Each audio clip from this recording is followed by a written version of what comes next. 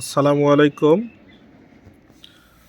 আজকে আপনাদেরকে জানাবো একটি খুবই গুরুত্বপূর্ণ বিষয়, সেটা হচ্ছে গরুর খাবারের তালিকা এবং সেই খাবার কোনটা কী পরিমাণে দেওয়া হয় এবং সে খাবারে কী পরিমাণ আপনার পুষ্টিগুণ আছে, সব কিছু আপনাদেরকে বিস্তারিত জানাবো।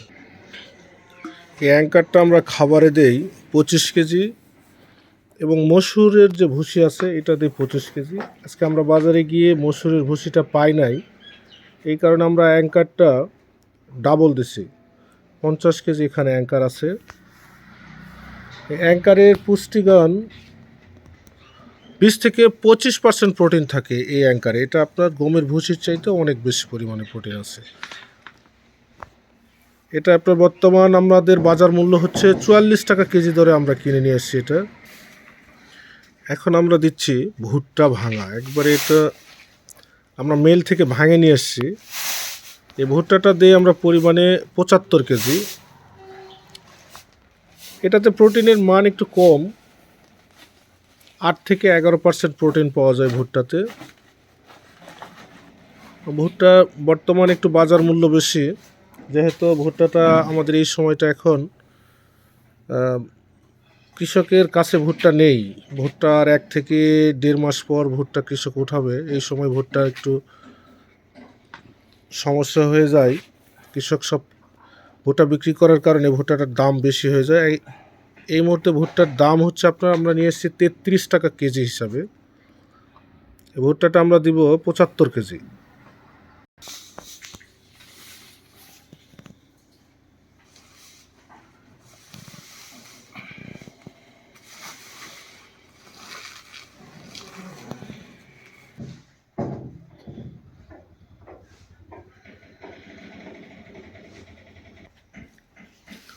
আমরা এখন দিচ্ছি ধানের গুঁড়া, এটা পরিমাণে দিয়ে আমরা 40 কেজি।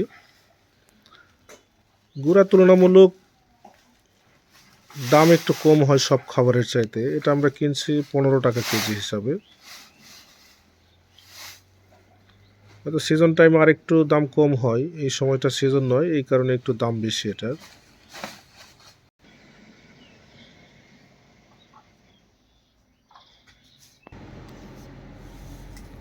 এটা দিচ্ছি আমরা গমের ভুসি, এটা হচ্ছে আপনার এলসি করা ভুসি। বাজারে যেটা এলসি ভুসি পাই আমরা, ওই ভুসি। এটা একটু দাম অন্য ভুসির তুলনায় কম। এটা আমরা নিয়ে এসেছি 33 টাকা কেজি হিসাবে। এটা আপনার প্রোটিন 12 থেকে 18%।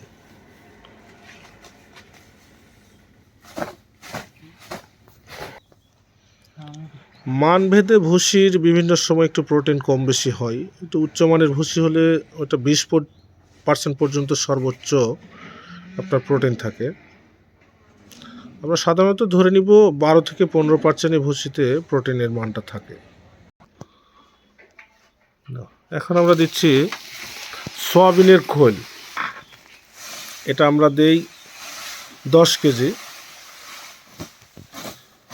সয়াবিনের খোল এটা একটা উচ্চ প্রোটিন সম্পন্ন গরুর খাবার। এটাতে খাবারের যে প্রোটিনের মান এটা অনেক বেশি। এটাতে প্রোটিন থাকে 42 থেকে 48% পর্যন্ত। এটা খুবই উচ্চমানের একটা প্রোটিন জাতীয় খাবার গরুর জন্য। এটা আমরা দেই 10 কেজি অনুপাতে, কারণ বেশি দিলে আপনার গরুরতে আবার যে গোবর এটা খুব নরম হয়ে যায়, এতে গরুর হজমের সমস্যা হয়ে যেতে পারে। এই কারণে আমরা এটা একটা পরিমাণে কমে ব্যবহার করে থাকি। 10 কেজি করে দিই এটা আমরা।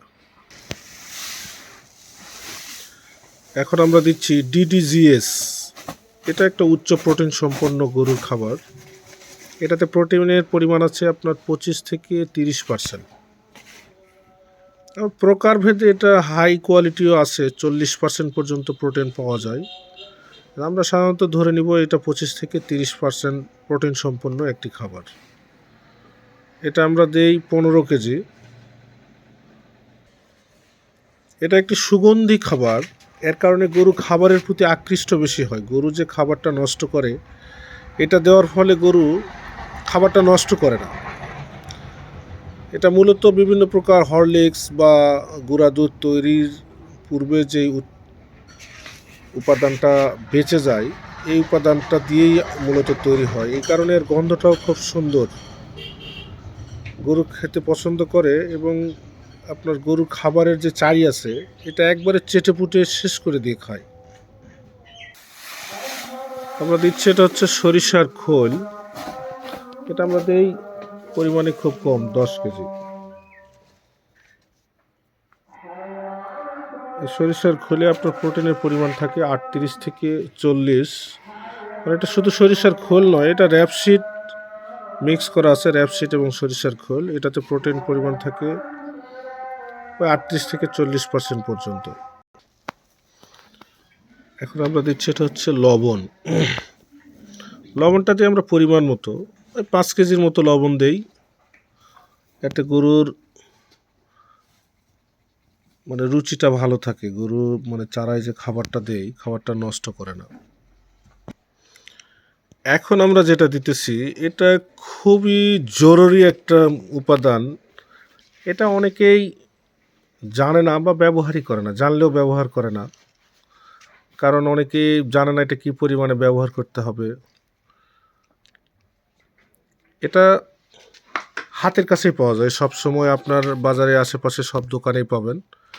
অনেকে এই জিনিসটা খাওয়ায় না, তবে এখন থেকে যারা দেখতেছেন অবশ্যই খাওয়াবেন। এটা হচ্ছে আপনার খাবার সোডা।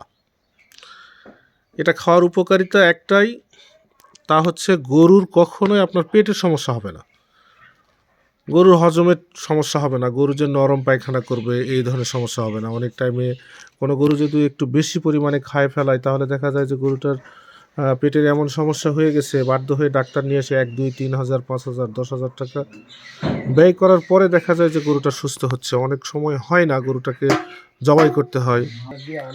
আর অবশ্যই খেয়াল রাখবেন যাতে এই সোডাটা সব জায়গায় সমানভাবে পড়ে। অবশ্য আমাদের এই যে শাহজাহান ভাই, উনি এই বিষয়ে খুবই যত্নশীল, খুব সুন্দর করে সোডাটা সব জায়গায় অল্প অল্প অল্প অল্প করে দেয়, যাতে সব জায়গায় সমানভাবে পৌঁছে। আর এই হচ্ছে আমাদের খাবারের উপাদান। আমরা গরুকে কোনো ফ্যাটেনিং জাতীয় ঔষধ বা মোটা তাজা করার জন্য যে বাজারে অসাধু ব্যবসায়ীরা যে ঔষধগুলো ছাড়ছে, আমরা এটা খাওয়াই না। কারণ এটা খাওয়ালে গরুর কলিজায় সমস্যা হয়ে যায়। গরু আপনার শেড থেকে নিয়ে যাওয়ার পরে অন্য কোনো খামারি যদি এটাতে ওঠায়, তাহলে গরুটা বিভিন্ন প্রকার রোগে আক্রান্ত হয়। আমরা চাই না যে আমাদের দ্বারা কারো ক্ষতি হোক, এই কারণে আমরা কোনো মোটা তাজা করা ঔষধ বা ভ্যাকসিন ব্যবহার করি না। উপর আল্লাহর দান, প্রাকৃতিক যে দানাদার খাবার, এই খাবারগুলো দিয়ে আমরা গরু মোটা তাজা করি। এখন আমাদের কাজ হচ্ছে শুধু এই খাবারটাকে 3 থেকে 4 বার সমানভাবে কাটা দিতে হবে, মানে উপর নিচ করতে হবে, যাতে প্রতিটা খাবার সমানভাবে সব জায়গায় মিক্সার হয়ে যায়।